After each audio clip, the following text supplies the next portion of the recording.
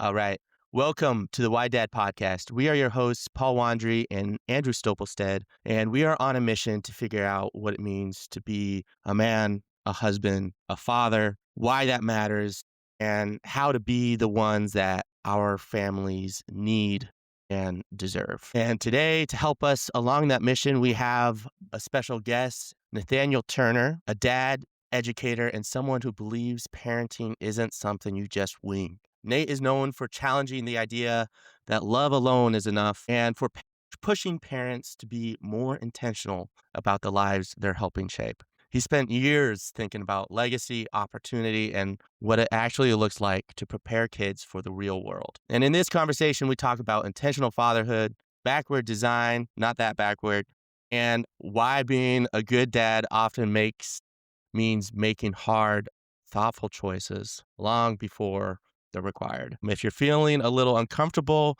that's good. Let's get into it. Nate, welcome to the show. Thanks for having me. I'm like, I don't know, I'm afraid of myself right now, but Hey, man. Yeah, no, I like it.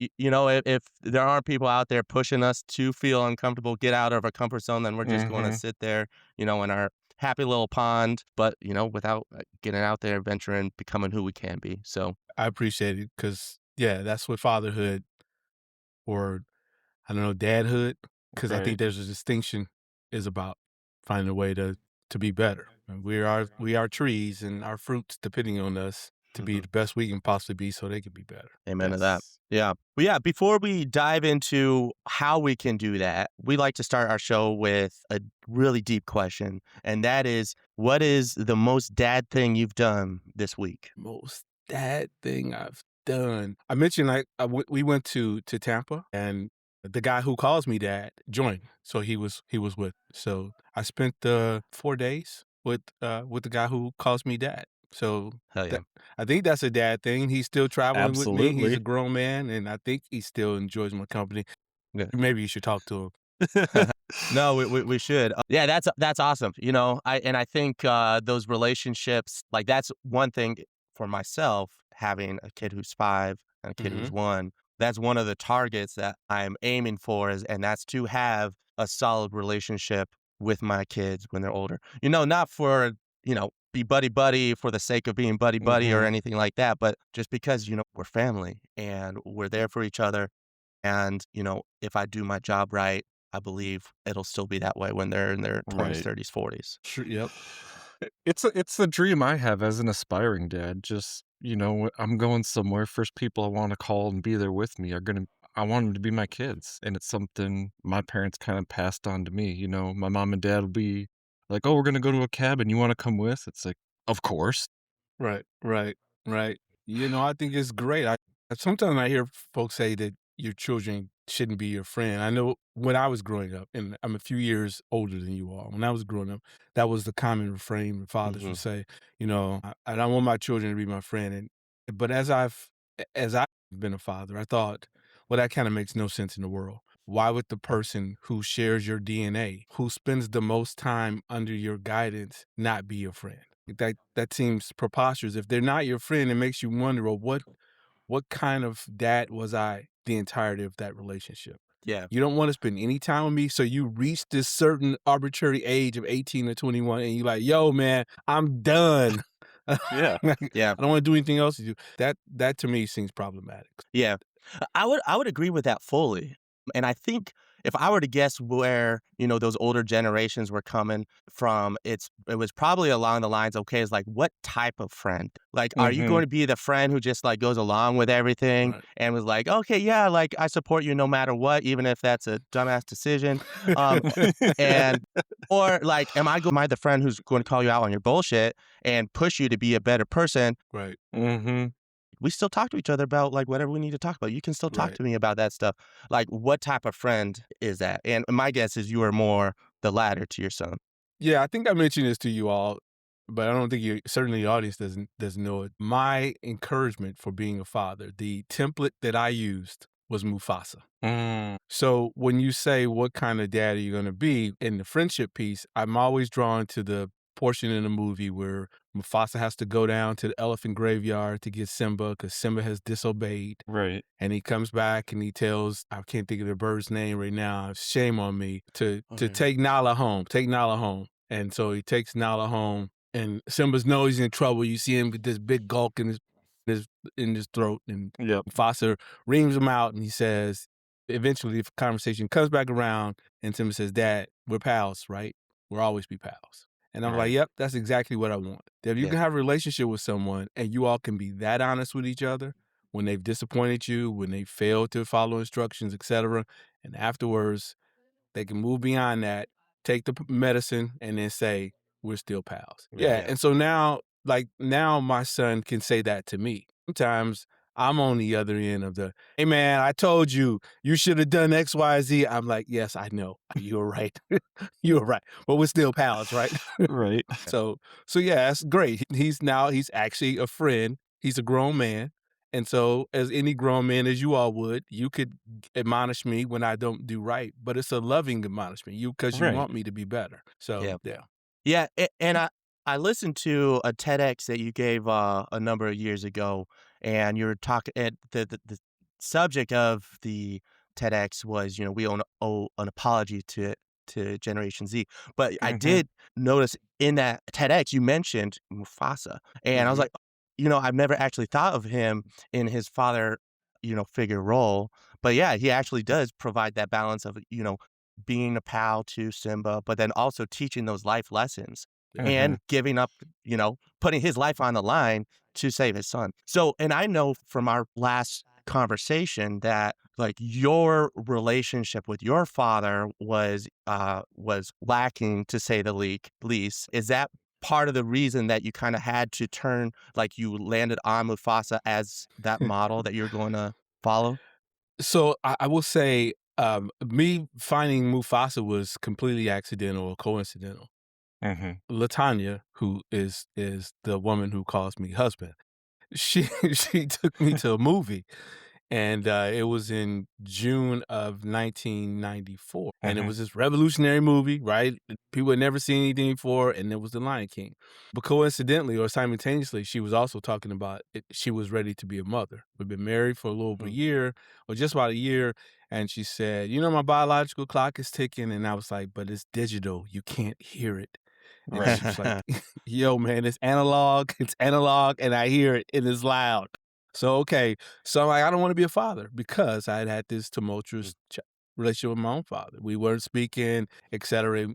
And so I sit in a movie theater and I watched this movie unfold. And I'm like, oh, you mean a lion and his cub could have this kind of relationship? Okay, cool. I think I want to Right. be a dad now. So, yeah. So I can't tell you how many times I've watched it and extracted the lessons from The Lion King and Naim's childhood, his early childhood, and even from his birth ceremony was taken right out of The Lion King. We waited 8 days to name him. On the 8th day, Mhm. we held him up the same way Rafiki holds up Simba. We asked we created a village of people of different walks of life, races, creeds, colors, sexual orientation, everything, Yeah. and asked them Mhm. to come together and help us select a name for him because Mm. we wanted the village to be a part of it. So yeah, I learned a lot from that, Mhm. and I'm still learning a lot from that movie. Yeah. Wow. Yeah. That's really cool. Yeah, thank you for sharing that. So Mufasa has definitely kind of was a catalyst in your Hmm. decision to be a father and has heavily shaped who you are as a father. Would you say there are any other role models that you've kind of leaned on Oh to yeah, yeah. Mufasa's an animated character, so Right. I like it makes for a great story. And if Disney, if you're listening, it's about daggone time you call me so we can let me do these parent camps on the line.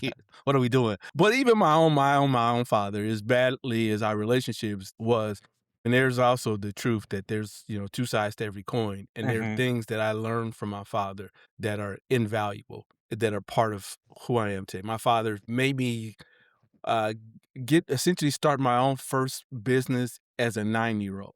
And Wow. his early words were, if a man wants to eat, a man has to work. And he walked me out to the garage because I wanted a bike on my 10th birthday. And he told me he wasn't buying it. I'm not buying you a bike. And he walks out and he says, what's that? And it was the lawnmower. And he said, what's that? And it was a rake. And what's that? It's a shovel. He said, I'll loan you the money for the first tank of gas. And this was like in May. May, and my birthday's in July. And by the time July rolled around, that rake, shovel, and lawnmower, I'd use those and had enough money to buy this red Schwinn 10-speed. So today I have a child who's an entrepreneur also. And Mhm. when faced with the opportunity of taking all of this education, these wonderful education, to these great elite universities, and people calling him about taking the job, he said, "Nope, I don't want to do that. Right. I'm gonna do what you've done. I'm gonna do my own thing." So that originates from my father, who taught me, and it got passed on to him. There's something that's come up in, like, some of our conversations between Paul and I is, taking all the good things that we have learned from our parents, but then, striving to be even better ones. Because, like you said, there's a lot of good lessons we've learned, but, our parents in and of themselves weren't totally perfect. They were figuring it out as they went, but they left us the basic roadmap of how to figure out, "This is what we could do." Like, Mhm. it's up to you to make it even better now. Yeah. And so I draw that from you. You took what was good, and hearing from our other conversations, like how you reverse engineered, in your words, your Yep. your son's future. And this is something I want to get into later too, but the letters to your son that you wrote and just gave him something even more. And now if he does want to be a dad, now he has even more tools to Mm. continue to build on and create an even better fatherhood for if he decides to have kids.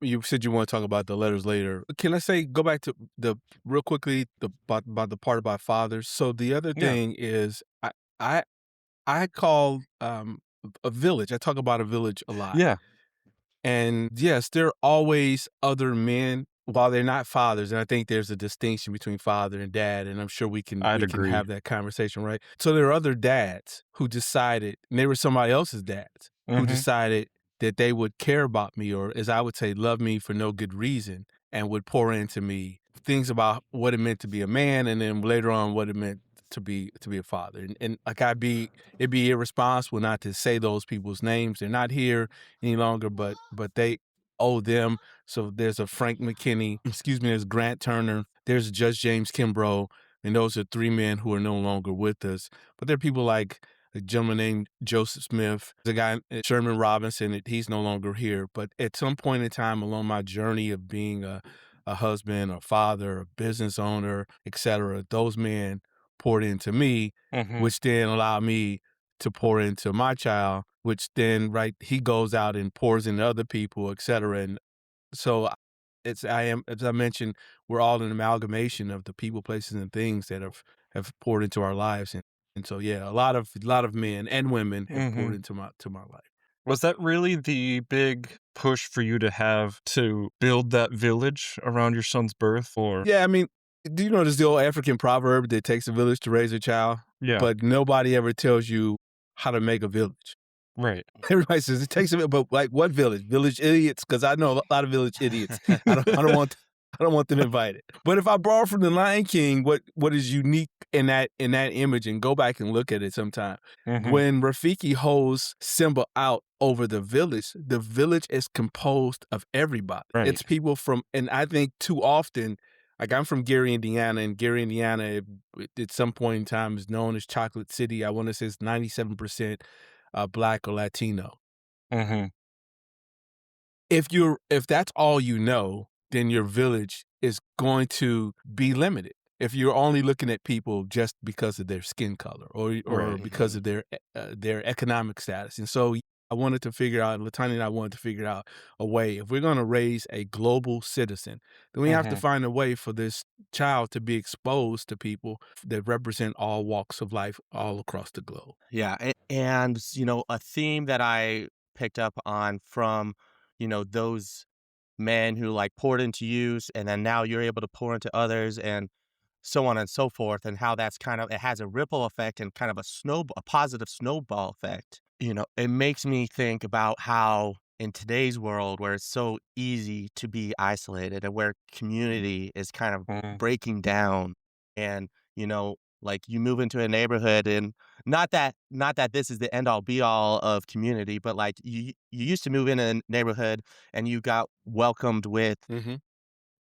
cookies or cake or whatever. right. Actually, my sister just moved to North Carolina, and a neighbor did come to her and brought her some sort of I forget what the cake was, it sounded amazing, but it's like, I don't know the last time I heard of that, like, that people are actually still doing this, Yep. but, like and I think that's just a symptom of the isolation that's happening, but when you live in isolation, you only have yourself to rely on, Mhm. Mhm. and, like, you're not going to thrive, but when you lean on others and then you also give back to others, that has an exponential effect. So I think that call to build your village is crucial, not only for your own sake, Yep. Mhm. but for the sake of those around you and those future generations. Yeah. Yeah, I commend you all because in many ways, I mean, I don't have to say in many ways you know this. You all are building a village. You're Mhm. giving people a place to go and to hear things that are positive, which Right. is Mhm. oftentimes the rarity, and like a voice that is different. Today, when if I turn on and listen to masculinity, I know people say, what word do they call it? Is it toxic Yeah. masculinity, which is an Yeah, that's a big one. interesting thing. I'm like, well, what's the opposite of toxic? Because Mhm. no one ever talks about whatever that is if it's not toxic, is it healthy? Is it nutritious? You all Right. giving people nutritious masculinity. I don't Yeah, like right. it should just be masculinity, Right, like because whatever that other thing is not what we would call being a man. So it's great that you all Exactly. are a voice for that. I yeah. Y appreciate it. Now I get to be thank a part of a community. yeah, Yeah. thank you, Well, man. thank you. That means a lot. And we're Um, happy that you wanna be a part of that too, having guests and having you especially just come in and talk about what we wanna get into in a couple minutes, but just being good fathers, here's ideas that could help you, here's what worked for you, and just giving us tools to be the best, like, this is what we need. We do like you said, it's nutritious, it's something we need to see and hear and maybe put into action, you know? Yes. Now you got a moniker, Why Dad, where fatherhood is nutritious. yeah, I love that. I love that. Ingredients consist of Right. critical thinking, connection. Love. You Yeah, start Exactly. with love. The first amen. ingredient is love. Yes. No, I love that. Um, okay, so you had a very clear vision. So, okay, walk me through this. So Yep. you went from not wanting to be a dad, and then you were like, okay, I can do this, and I want this, Right. and Mhm. then you turn on the jets, and you come up with a very intentional plan before your son is born to raise him the best way possible. Walk me through the one that Sure. kind of like shift, Sure. and two, why so intentional, Yeah. So can I go back just a little bit? please. So I meet this woman and she deems me fit to not only be her husband, but to also parent a child with her. The fact that I don't want to be a dad then becomes as if I am stealing something that's right for her. Like I've entered this relationship with her and it doesn't so much matter. It doesn't seem fair for me to say to someone, I don't want to do it, so we're not ever gonna have any children. That doesn't feel like a good agreement. There's no negotiation with that Right. whatsoever. Right. So that's the first thing I would say is that I met somebody, they thought I was good enough to marry and then also to parent with. Once got to the place where I'm like, okay, you're right. I know your biological clock is ticking and you want to be a parent. And now I've seen what being a father could mean for me. Then I have to do something Right. because I have to recognize first and foremost who I am and where I'm from, and I've got a lot of issues, and I don't want, and I know my father had a lot of issues because he had a lot of issues with his dad, and I don't want to repeat those same things. So I have to come up with a plan because I don't know how not to do the same thing unless I Mhm. have a plan to not to Mhm. do the same thing. So that's where it begins. It's like, okay, I need a plan, and just oddly enough, because I was in law school and had done everything that nobody thought I could ever do. First of all, going to college, which I was told that I couldn't do that. And I graduated from college and then found a way to get admitted to law school and was in grad school and had done a number of things in my life. And so I'm like, okay. And then suddenly, as I was unemployed. So here I am. I'm this guy who's This is 1994 in December, so I'm 29, and I'm about to receive this master's degree, this dual master's degree, and this law degree, and the university is recognizing me as the first student in the history of the university to receive these two degrees simultaneously, and all I could think of is, I don't have a job. I am unemployed, and you know who I'm like? I'm like my father. I'm exactly like that guy. So, like, I don't wanna be like that guy. Yeah. So I go, "Well, why am I here? Why am I unemployed?" "Well, Nate, because you went to law school, it's not a great law school. If you're going to Harvard or Yale or Stanford or Princeton, you probably would have had a job." "Well, why didn't you go to those places?" "Well, because you didn't do well enough on the LSAT." "Well, why didn't you do well?" So you get the point. I just kept backtracking, and when I backtracked all the way, I Yeah. ended up back to childhood. I was like, Mhm. "Whoa." Like, my parents didn't know how to give me a great start. So you know what I should probably do? I should figure out how to get a child to Harvard. So we wrote Harvard. I mean, it Yeah. was just purely accidental. We wrote Harvard.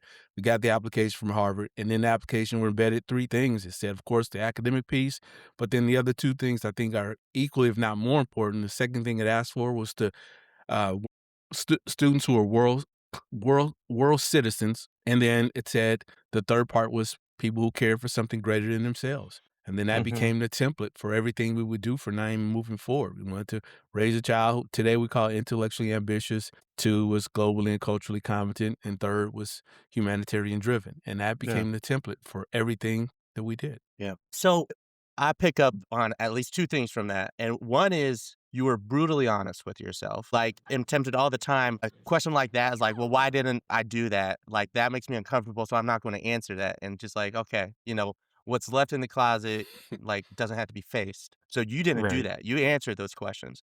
And Mhm. then, two, when you finally answered those questions and you go back to your childhood, you had probably the best excuse that anybody could have to be like, "Okay, not my like, that's not my fault. It was how I Right. was raised."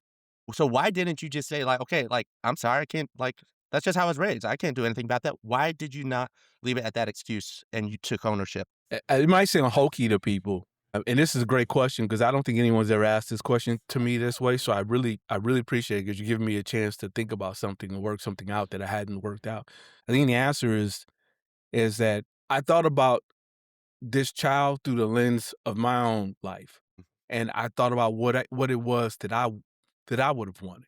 And yeah, I would have wanted my parents to Mhm. really have had a plan for my life to really for I would have wanted my father to really have embraced me. I thought back to like all of the moments with my father where as my father passed in May 18th of 2018, I don't know if I heard my father say he loved me more than once. I don't know, and I don't say this to Naeem, I don't say that I'm proud, and so I'm cool with that, but I tell him all the time I'm grateful. I don't think I ever heard my father say he was proud or grateful for having me be a part of his life.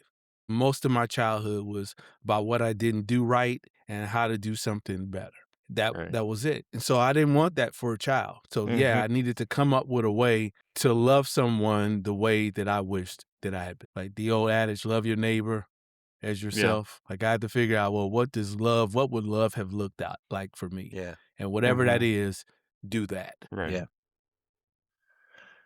Yeah. That's so powerful. And I mean, I think it comes down to the same of like, you can't get to where you, what is it? I lost it. But like, if you don't know where you're going, you can't get there. Right. Any road would do, right? Yes. Yeah. Mm.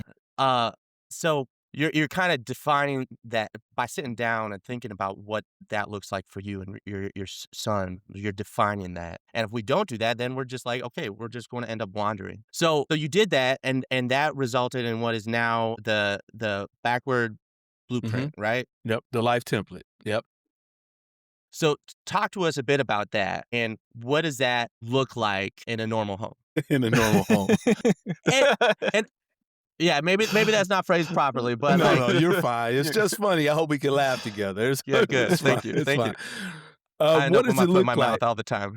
No, it's all good. What does it look like? It starts with this. Anytime any family that would meet Paul, I would say to you, I'd say, Paul, if the world were perfect, what are your hopes and dreams for your children? And you might give me an answer, and then I might say, Paul, come on, be more audacious with those dreams. What do you really hope and dream for your child?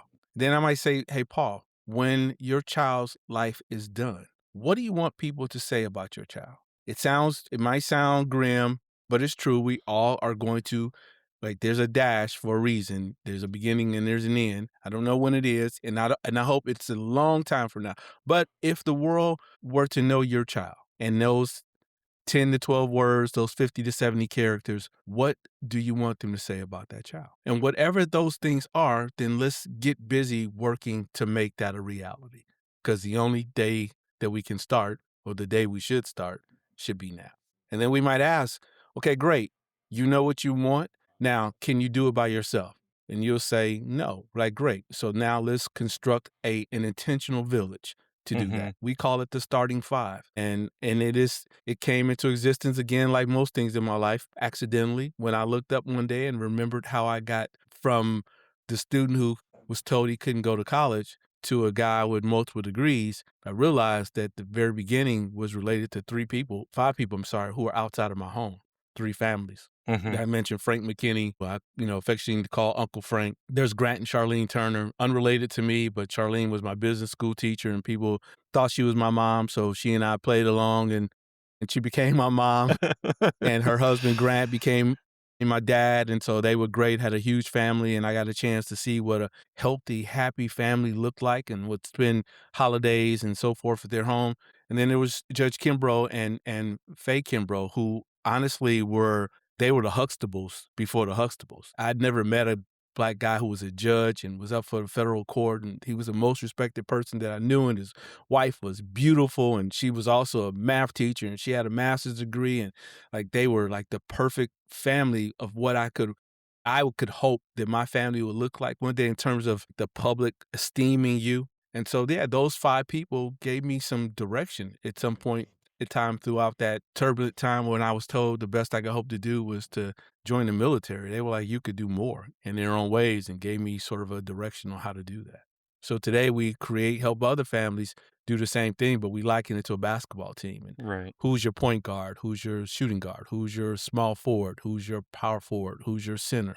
And make sure your child has all of those people in place to Mhm. help them move forward. Because if it's true, then I'll be quiet. But if it's true that we are the average, the five people we spend the most time with, then we should be intentional about the five people we spend the most time with. Right. Absolutely. I have a question. You're talking about having those dreams and goals for your kid. How do you kind of keep that in mind, but not like forcing your kid into those, Sure. your son left to go play professional soccer at a young age, and I don't know if that was, like, in your Mm-mm. mind's eye at Mm-mm. all. How do you keep those in mind, but still encouraging your child to go after their aspirations and Yeah, dreams? if your listeners could have seen me, I look like a bobblehead shaking my head the opposite ways. No, I did not. That was not. That was not in the plan. So the ideal, really, guys, is to create. Is to create an experience for a child, which I liken to a buffet table. Mhm. And I call it the buffet table of life. So if you like go with me for a second, because if you ever been to a buffet table, you could like if you've been to a really good buffet table, like there's everything on the table. There's everything from maybe you want cheese and crackers to all the way at the other end there's filet mignon and caviar and Dom Perignon or whatever. Well, most children, because we don't prepare them for the buffet of life, Mhm. get stuck at one portion of the buffet table. Well, kids who are wealthy and privileged only know the end of the buffet table that has the Dom Perignon and caviar and et cetera. They don't know Right. anything about the bologna and cheese on the other end. And so that when things don't go well, they fall apart because Right. all they've ever done is been on this one end of the buffet table. Kids like me who grew up thinking all I can ever have are cheese and crackers and bologna and peanut butter and jelly, and we're at Mhm. that. My thing was, how do I make it so that a child understands that there's this full buffet table? And if you want to have cheese and crackers, go ahead. But if you want to walk down at the other end of the table, have some caviar, you can do that. And how do I Right. position you so that anywhere you go in the world, you can be respected enough to be anywhere in life's buffet table?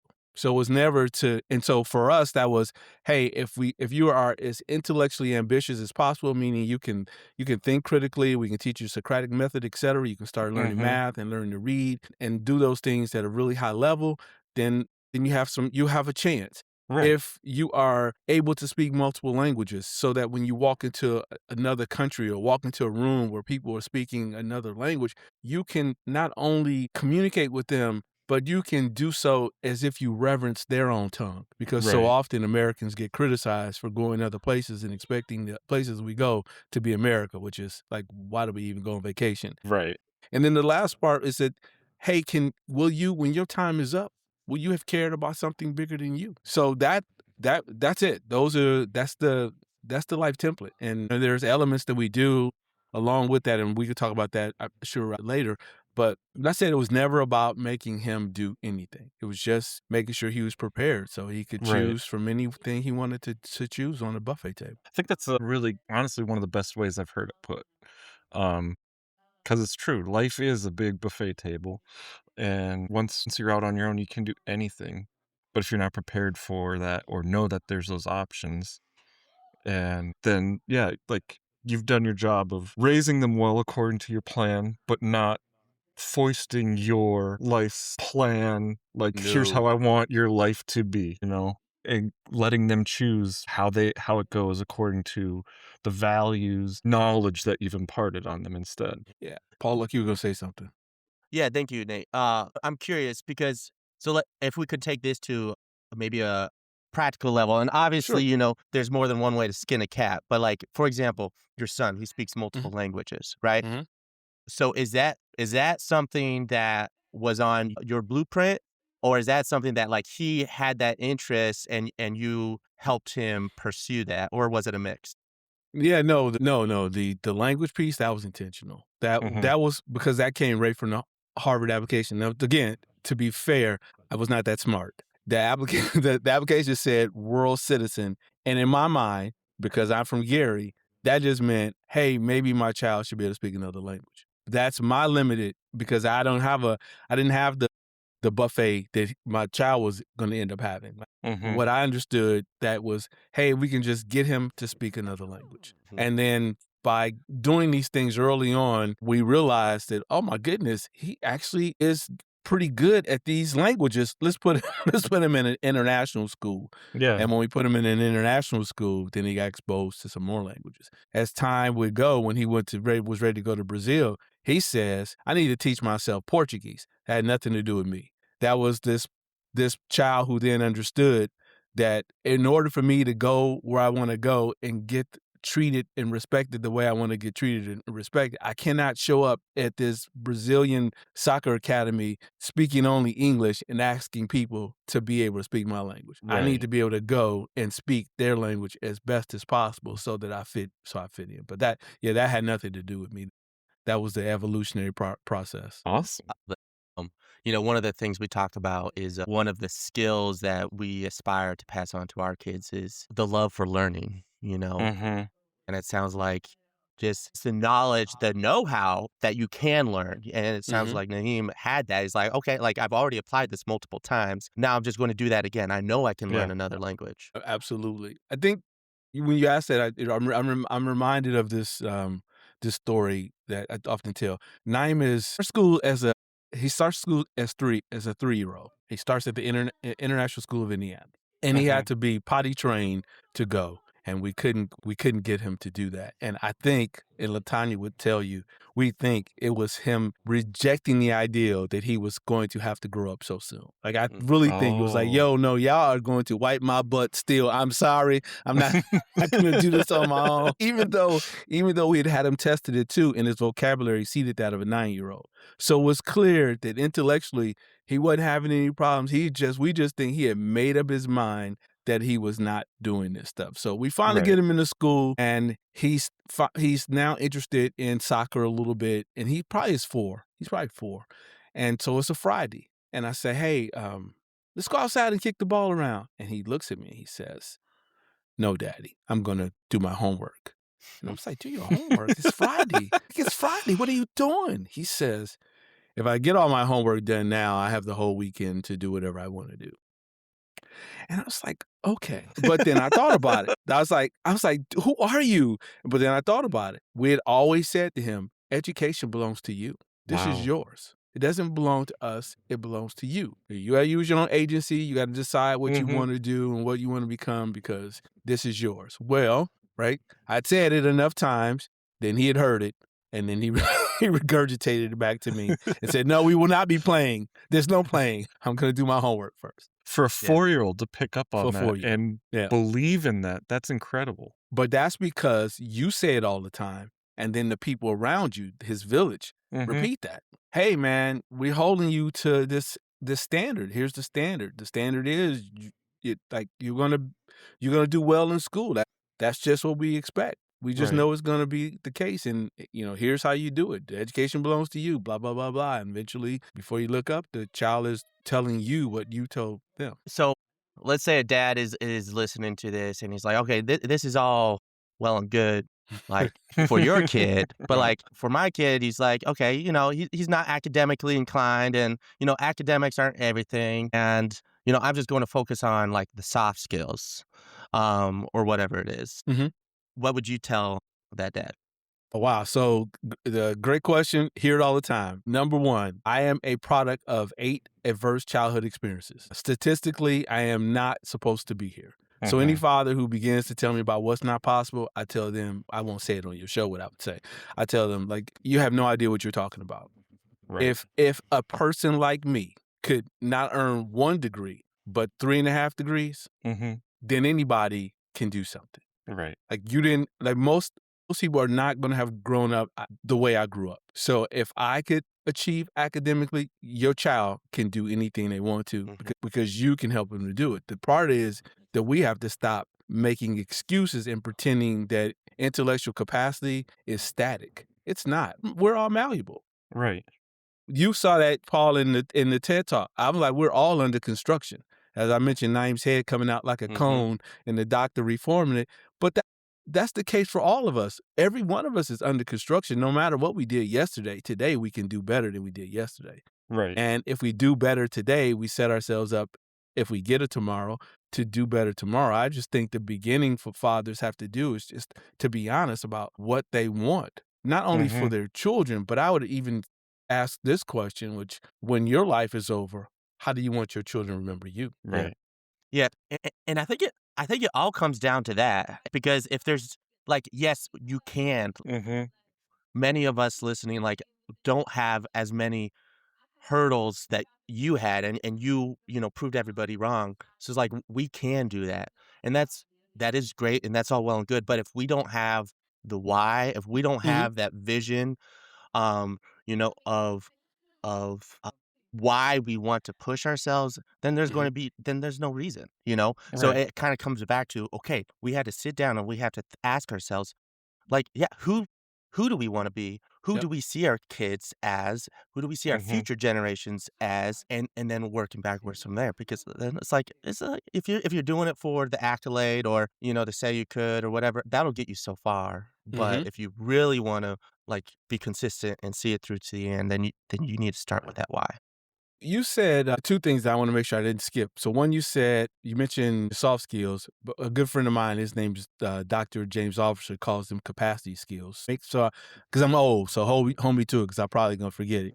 And then the second thing you said was about going to college. And here's my pushback with this. I'm not advocating that anybody's child goes to college or do anything like Naeem has done. Not advocating at all. But this is Mhm. this is the caveat that I think nobody ever talks about.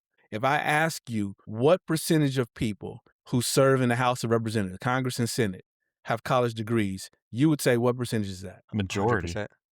Yeah. 90%, right? And if I ask you what percentage of Fortune 500 CEOs have not college degrees, but graduate and professional degrees, you tell what percentage? 62, 70, close to 70%. And so when Mhm. I hear people say, well, you don't need to go to college, I'm like, okay, that's fine. Maybe you don't. But the people who are telling you what's good in your life, who are making the hiring and firing decisions, the people Mhm. who are making this decision about what the laws, et cetera, how they're carried out in the nation, they did. So Right. if the best of us, those of us with the best hearts, those of us with the best intentions, those that were raised with the best moral code, et cetera, ethical code, et cetera, sitting out the game Mhm. because one of the hurdles to get in the game is a college education, then not only are you doing yourself a disservice, you're doing the greater society a disservice. Yeah. Right? We can't complain about the number of people getting laid off when only people who are working are people who don't share the same moral ethical code that you are raising your children to have. And the one Mhm. thing that you have decided doesn't matter is whether or not they go to college. No, that's foolish. We need those children more than ever. The Right. same with Congress, so or the House or the Senate, etc. So that's my pushback with the whole college is not for everyone conversation. Mhm. It's a very valid point, and I've never looked at it through that lens. Like And in relation to soft skills, James calls them capacity skills. And I will completely agree with him. Like it's our capacity to connect. mhm. Like Paul and Andrew have capacity skills. The world would say they have soft skills, but without Paul and Andrew's capacity skills, we're not having this conversation. It's Right. not. It's not your whatever your hard skills that said, "Hey, let's get together and have a podcast." It's that you have capacity skills. I dare say those skills are equal to the other skills we like to prop up and say are more important. Mhm. Mhm. Yeah. Yeah, so that little verbiage change kinda, like, flips the importance of Mhm. those skills. I like Yeah. that. Your heart. Yeah, your heart over whatever you think brawn or intellect. Your heart Mhm. is equally important. So I mentioned it at the beginning, and I have found this, call it a tool or what you want, to be even changing my life. Since we met, I started kind of doing this, but I wanted to talk about the letters you wrote to your son. Sure. Like how that started and how integrating this backward blueprint kind of played in doing just these letters from dad to son and how that has helped him in his life to get that to get you. The beginning of writing name was writing an unborn child. Mhm. Was just I started like just making notes when when Latanya came in the room and said it's plus to tell me that she was now pregnant and this was real game on. Right. So I was like, oh my god, what am I gonna do? Mhm. And I would just make notes about the things I wanted for this unborn child. And now in the beginning, like for any dad listening, here's the honest truth. The things I was writing down were really about, me putting labels on my jacket and things on my awards on my mantle. Ha ha, my child is, Rhodes Scholar. My child is a Heisman Trophy winner. Like these are the things that I was doing because they were about Right. me. And then one day I'm like, yo, this is not about you. This is not about you. And so thinking about my relationship with my father, I was like, I'm going to mess this up. Here you are. You're Mhm. already thinking about you. You're going to mess this up. So I decided I would just write him letters. Yeah. And I would write him letters because he asked me for mail. And Naim and Mhm. he's 2 and I'm going to the mailbox. And as I mentioned, I'm going to law school and I had nothing but debt. And he says, hey, dad, I want mail. And I was like, dude, these are bills. You don't want no parts of these.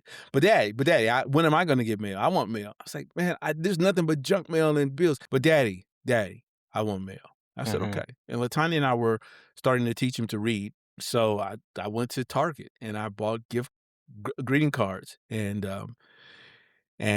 postcards, and I would go to the office and write, you know, "Hey, love you today," blah blah blah. Then I found myself not having enough space Yeah. because all of the things about my own childhood, like thinking about "Hey, I love you," was like, damn, I never heard my father say that.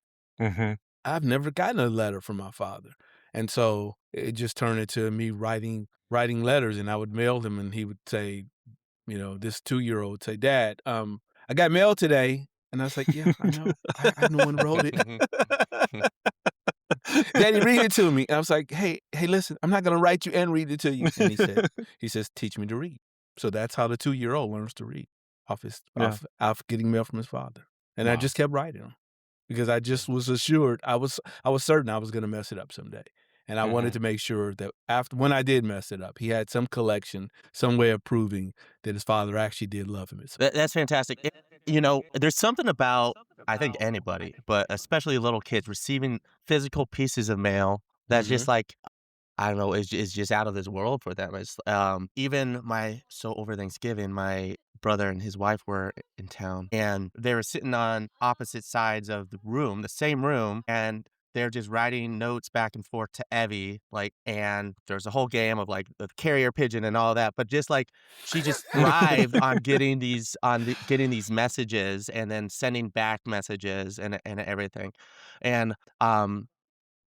I I don't know what it is, like, is there something too that you've seen in sending those letters that kind of transcends, like, a typical, like, conversation or a typical person-to-person lesson or something? Yeah, it's a great question. So I learned early on that I had a child who paid a lot of attention, as most children do, to the intonation and our expressions. And oftentimes we'll get caught up in how we sound or how we look and miss completely what we're saying. If you got a wife, if you got a significant other, if you got anybody that you care about, sometimes you'll have a look on your face and you're like, well, what? Like, yeah, Mhm, like, I know you almost want to do this, hide your face and your eyes. And so I realized that that child of mine was very much paying attention to the tone of my voice and the look on my face. When I was angry, what I said could have, but he didn't hear any of that because he just looked at the anger on my face. But the same thing could be the case if I was really exuberant. He might just look at the joy on my face and miss the word. So I figured, okay, well, if I'm Mhm. writing him, I can remove all of that. I Right. could just write letters to someone. And oh, by the way, how about if you write this letter not as if he's 5, but as if he's 15? Not Mhm. if he's 15, but if he's 35. What if you write letters that teach him about the process of life as opposed to just, hey, you're a nice kid. I love you. I might say mhm, you're a nice kid and I love you, but I say, but do you know why you're nice? Do you know why you're right? Why you're lovable? Here's the Mhm. things that make people lovable. Wow, today you had a great day. Do you know why you had a great day? Because you busted your butt the last 6 weeks. That's why you won this race today. Not because Yeah. you went out and was faster than anybody, because 6 weeks ago you were doing X, Y, Z, etc. So, and hey, by the way, that's how life is, man. Mhm. You got to work when nobody sees you working if you want to get the prize that everybody sees you getting. Right. So that's what the letters did. And they helped me accountable to being, because you can't write somebody and tell them about giving your best effort. You cannot write, "Hey, bust your butt and do your." You're like, well, wait, hold on a second. And the letters are like a Mhm. mirror and looking back at you. Nate, are you busting your butt? Are Right. you better today than you were yesterday? Well, how do you expect him to do that? So the yeah. letters were great for a number of reasons. Yeah.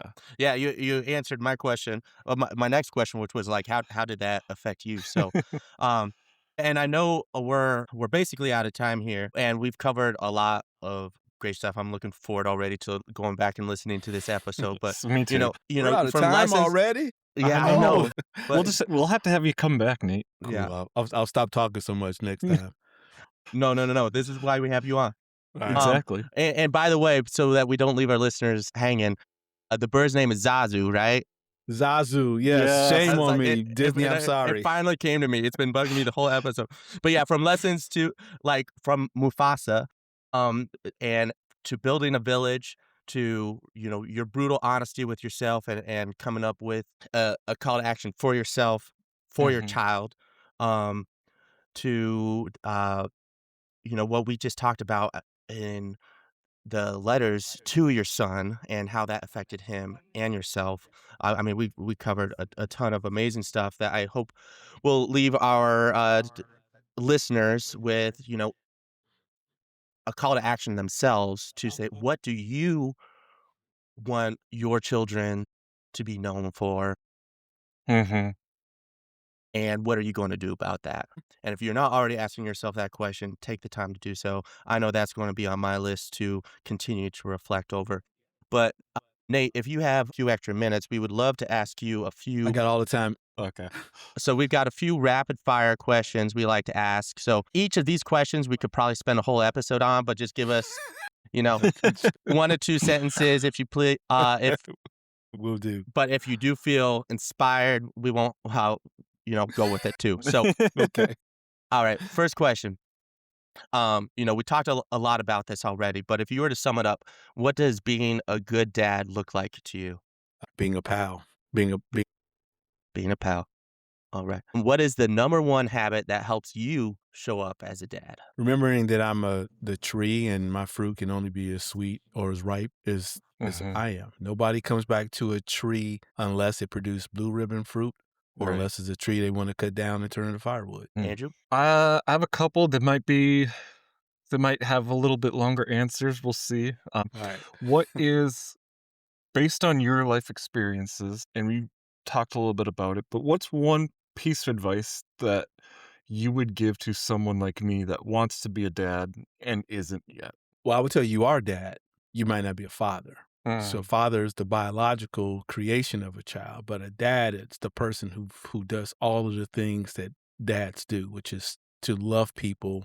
Like I mentioned, I have dads right, who are not my father. So you are a dad. Now, if you're saying, what do you do in preparation to be a father? Well, that's biological, and that's between you right, and the woman, right? right. But I think I would say seriously, the thing you do is you figure out your who, Mhm, not your why. I know people love Simon Sinek. I think that whole conversation is a bunch of old school word malarkey. Is foolishness. Our whys change, and so do right, not ever get caught up on your why. Why do you work? Because you need to eat, but then one day you work because you're greedy and you want to have $750 billion. You get what I'm right. saying? That why. But who you are is should be consistent. Mhm, So Andrew says, who do I want to be when my time on this planet is up? I'm only going to get 10 to 12 words. They're only going to be 50 to 70 characters. Who mm, do I want to be? And then be that person, because that person is going to be the person that when the person who calls you dad hopefully says your life is over, those are the 50 to 70 words that you hope that they leave on that tomb on that urn. mhm, Those are the words you hope that they utter if they give you a eulogy. right, Those are words you hope that they write in your obituary. And if those are who you want to be, the only way you can be that person in the end is to be that person in the present. Damn, we might need to change our podcast to right, who, Dad? right. The who does come up quite a bit, but yeah. And then you mentioned it, it's being dad. Like I have 5 nieces and nephews that live with me. Mm-hmm. So I'm part of their starting 5. How can I be the most effective, shooting guard on their court for them? Okay. So I should probably. I know you said this was the rapid fire, and you're trying to get me to put a sock in my mouth and stop talking so much. I mean, I But I did say gave. my questions I might know. take a little longer. But I gave you the 5 things, and so I didn't define them at all. So I'm Mhm. not sure when you say shooting guard if that's what you really want to be. So I would say real quickly, point guards.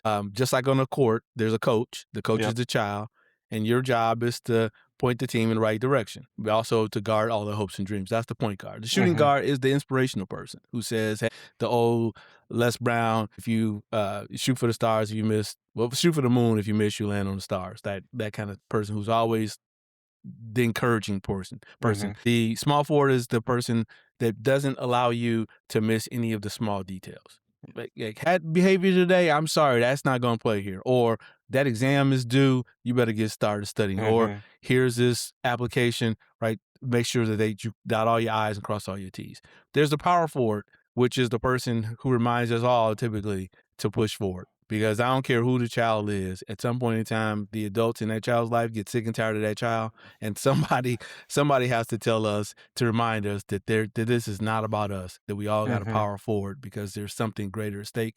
And then lastly is a center and center of influence. So that may be someone who knows people, but it may be the voice just is influential enough to get everybody to start moving in the right direction. Mhm. So I don't know which role that you serve in your nieces and nephews' A lives, little bit of but both, right. but Well, yeah. all 5 of them.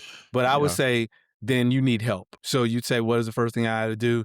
You got to find some other people to help you with those other 4 roles because Mhm. it's too much for you to try to do them all on your own. So let's say, and I totally forgot that you had those roles defined, but just and maybe it will change based on the position we find ourselves on that starting Absolutely. 5. But like, what is a good place to start to be an effective starting 5 member for those kids you're not the biological father of, but you have that male role model dad figure in? Well, I think all of the children will have a different need. Well, they have Mhm. different needs. So I don't know them and you know them, but I would even say just ask them. Like Oh, sometimes what we forget to do is ask children what it is that they want from their own life. I mean, to borrow from the first part, which is who do I want to be, which may Yeah. to some people could sound a little bit morbid if I'm asking a child to think about their obituary. But you could also say, hey, let's write your Wikipedia page. Yeah. And when we create your Wikipedia page, let's just be bold and audacious. If the world were perfect, your Wikipedia page would say you did what? And then just let them go at it. Because children usually don't have any limitations on their imagination. Right. It's the adults that come along and damp out this whole imaginative spirit. But ask them that. And then you might also a child to start to contemplate the question from Barbie, which is, what was I made for? Right. And just act like just use that kind of inquisition with a child, and you just be Mhm. quiet and let them tell you. I think that's important because, like you said, it's something we overlook. Like why would we ask a child that when it's feel like we're trying to fit but we are trying to fit into their lives. So it's Right. what do they need from me? What do you need from me? Who do you see me as, and how does that fit into your life? Well, because they're already looking at you. Yeah. Like I've got a picture. Naima and I took a trip some years and years ago. I think it was 17. We got on a bus and we just rode to the south on. Did you remember the mega bus? We got on this Yeah. mega bus and we had no idea where we were going. We just got on the bus, and wherever the bus went, we rode the bus to the next stop and we got off. Well, we ended up in Hilton Head from Indiana, from Indianapolis to Hilton Head, but this supposed to be the short round. So anyway, Naima has a camera. He has a full Canon camera, a 35 millimeter long lens, and I've got a cell phone. And I've wrote in a blog post, when you think you're looking at your children are looking at you, and their lens is much better. Wow. Wow. Yeah, true that. So they are watching. Mhm. Yeah. Man, Thank Nate, you. what a great conversation. I feel like I've got so much to mull over, and I know our guests will too. But yeah, thank you so much, man. We will share in the notes where people can find you, and I know you also have a number of books, including the one that has your letters to your son, Raising Superman, on which You I've did get those books, right? yes, I did. I was Yeah. about to Okay. say, thank you for Excellent. sending that, and Oh, no worries. I've started it, and I love I can see in those lines that drive of yours to be the best dad that you can be for him, for his sake and for his future's sake. And that is definitely, I have found that inspiring. So thank you, man, so much for publishing that and sharing that with the world and sharing Yeah. your time with us today. My pleasure. Thanks for having me. Thanks for thinking me worthy enough to have a discussion. I appreciate Oh, it. This is absolutely. I've been looking forward to this one, Nate, and it did not disappoint. So I appreciate all Cool. everything you shared with us today. Cool. My pleasure. My Hell yeah. pleasure. Anytime. You know where to find me. Mm-hmm. All right. All right. And to our listeners, thank you so much for tuning in to listen. You know where to find us. And until next time, thank you. Thank you, Nate. Nathaniel. Thanks. Thank you, Paul. Thank you all. Till next time.